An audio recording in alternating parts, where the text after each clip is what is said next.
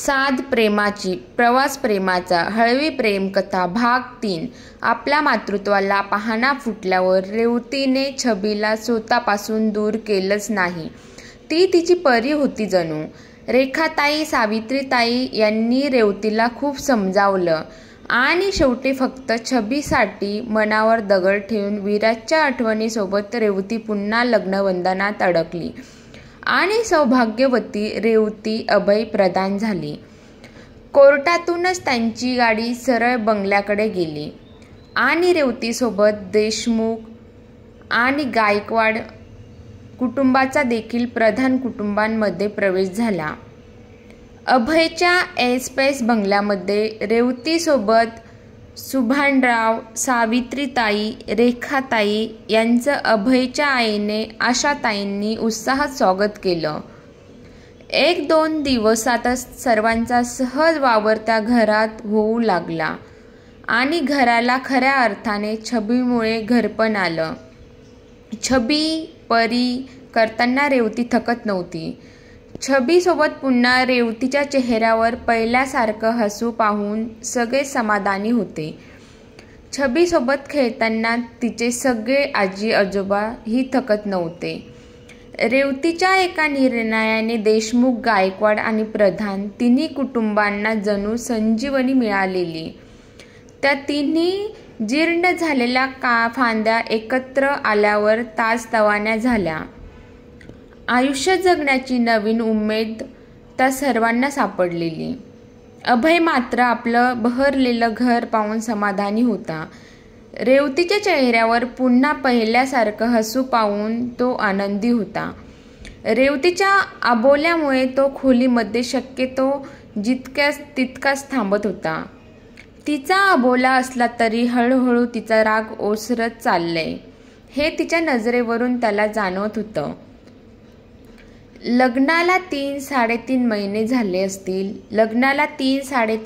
झाले असतील। अभयने नेहमीसारखी ऑफिसहून आल्यावर शूज उतरवत दारातूनच आरोळी दिली। आई भूक लागलीये। आशाताई लगबगीने बोलल्या, काय बनवू? लगेच रेखाताई सोफ्यावरून उठत गडबडीत, धिरडे करू का? आणि तेव्हाच स्वयंपाकघरातून सावित्रीताईची आरोळी आली। गरमागरम गुळपोळी केलीये, हातपाय धुवून ये। सुभानराव लगेचच अभयला मस्का मारत बोलले, मला पण एक सांग ना। अभय हसत नकारार्थी मान हलवत बोलला, आबा शुगरवाल्यांनी जरा जिभेला ताब्यात ठेवावं। सुभानरावांनी गाल फुगवल्यावर अभयने हसतच सुभानरावांना प्रेमाने कवटाळलं। 3 आयांच्या वात्सल्याने नहात आबांच्या मायेने तृप्त होऊन अभयला घराचं स्वर्ग अवतरल्यासारखं वाटत होतं। अभय हसतच स्वयंपाकघरात डोकावत बोलला, आई प्लीज आबांनाही शुगर फ्री खजूर पोळी करू ना। जसे मोठे होतील तसे लहान सावित्रीबाई तोंडात कुरबुरल्या आणि अभय हसतच आपल्या खोलीत जात बोलला, फ्रेश होऊन आलोच। अभय उंबऱ्यातच पोचला होता की काहीच अंतरावर रेवती पाठमोरी बसून हाताने छबीला खुणावत जवळ बोलावत होती आणि त्यांची चिमुरडी भिंतीला आणि पलंगाला टेकून उभी राहून तिच्याकडे बघून खिदळत होती। सगळ्यांच्या प्रेमाने मायेने त्यांच्या सारखीच न्हावून निघत बाळसेदार असणारी छबी असताना गोजिरी दिसत होती। ती भीतीला धरून चालते हे अभयला माहीत होतं। तिच्याकडे पाहताना त्याचे श्वास थांबल्यासारखे झाले। आपली मान हलवत हातापायाचा हलकासा कंप स्वतः सावरत डुलत छबीने 2-3 पावले उचलत आणि अभयच्या हातातून त्याची ऑफिस बॅग गळून पडली। डोळ्यात आनंद अश्रू अवतरले। तिच्या पाऊल उचलण्याची किती दिवस वाट पाहणाऱ्या रेवतीने हसता हसता रडतच तिला गळ्याशी कवटाळलं। त्यांच्या लेकीने पाऊल उचलण्याचा आनंद डोळ्यातच उतरून छबीला रेवतीसह मिठी घेत अभय आनंदाने बोलला, माझी छबुडी। आणि त्याने तसंच हसतच छबीच्या केसांवर ओठ टेकवले. पाठीला झालेल्या त्यांच्या स्पर्शाने रेवतीची नजर आणि अभय लगेच बाजूला होत डोळ्यातील आनंदाश्रू पुसत हसत बोलला. सॉरी. त्याने पुन्हा तसंच हसत विचारलं. कधीपासून चालायला लागली आपली छबी? लवकरच मोठी झाली ना? रेवती त्यांच्या चेहऱ्यावर असा निखळ आनंद कितीतरी वर्षांनी बघत होती. त्याने हसतच बॅग उचलून टेबलवर ठेवली आणि हातपाय धुवून पुन्हा बाहेर गेला. बाहेरून पुन्हा सर्वांचेच हसण्याचे आवाज येऊ लागले. अभय बोलतच होता आणि सगळे हसत होते. तिलाही जाणवत होतं, लग्न जरी तिने केलं असलं तरी तिच्या एका निर्णयाने सगळ्यांचंच आयुष्य बदललेलं. सुभानराव आणि सावित्रीबाईंना त्यांचा विराज अभयमध्ये पुन्हा भेटलेला. रेखाताईंना त्यांचा लायक मुलगा अभयमध्ये सापडलेला. आशाताईंना म्हातारपणी हमवयीन साथ मिळालेली. असं असलं तरी अभयबद्दलची तिच्या मनातली अडी कायम होती. तिच्या मनातील अडी कायम होती. घरच्यांना त्याने प्रेमाने जिंकलेलं, त्यामुळे आपोआपच त्यांच्याबद्दलचा तिरस्कार तिच्या मनातून कधीच गळून गेलेला. परंतु अजूनही तसेच होते.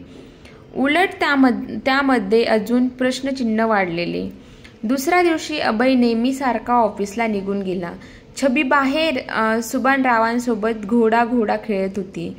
मनात उठलेल्या प्रश्नांमुळे रेवतीने पुन्हा संपूर्ण बंगलो नजरेखालून घातला.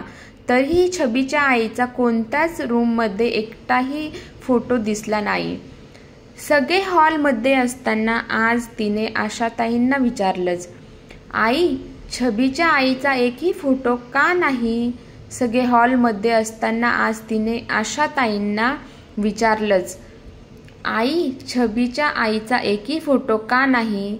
अचानक आलेल्या तिच्या प्रश्नाचे आशाताईंनी जरा गोंधळल्या, पण लगेचच सावरून घेतलं. बोललेलं. अभयलाच विचार. नाव काय होतं तिचं? त्यालाच विचार. उडवाउडवीचे उत्तर मिळाल्यामुळे रेवतीच्या मनातील प्रश्नचिन्ह अधिकाधिक मोठं होत गेलं आणि लगेचच सुभानराव विषयी बदलत बोलले. छबीला भूक लागली वाटतं. तिला भरव जा. सगळ्यांच्या एकमेकांकडे फिरलेल्या नजरा रेवतीला बरोबर कळल्या. सगळेच काहीतरी लपवताये अशी जणू तिची खात्रीच झाली. तेव्हा सुभानरावांचा मोबाईल वाजला. अभयचा फोन पाहून त्यांनी हसत फोन उचलला. बोल बेटा. अभय विनवणीच्या सुरात बोलला. आबा, माझ्या स्टडी रूममध्ये ब्ल्यू कलरची फाईल आहे. खूप महत्त्वाची आहे. पुढच्या 1 तासात मीटिंग आहे. प्लीज घेऊन याल का? प्लीज काय म्हणतोय की? पण नक्की कुठली फाईल मला कसं कळणार?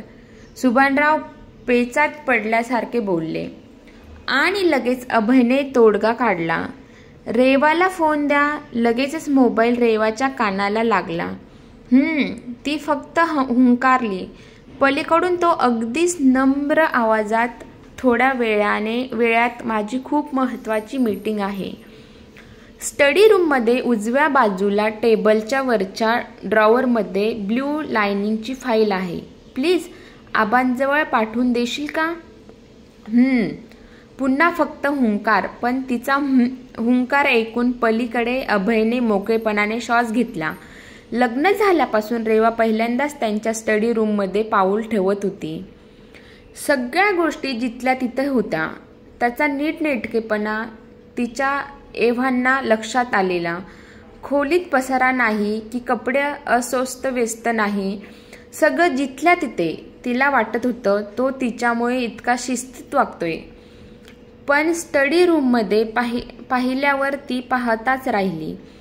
एखाद्या बाईला सुद्धा लाजवेल इतकं नीटनेटकेपणा होता. त्याने सांगितल्याप्रमाणे ब्ल्यू लाईनवाली फाईल लगेच सापडली.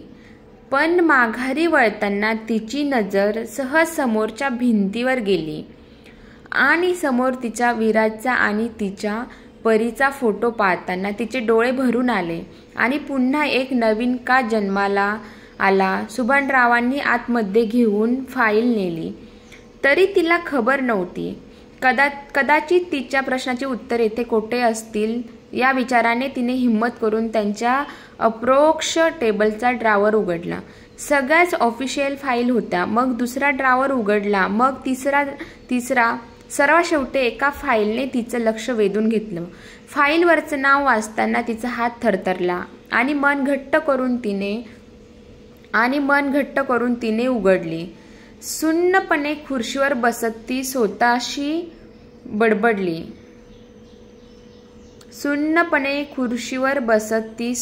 बडबडली. का केलंस तू असं अभय?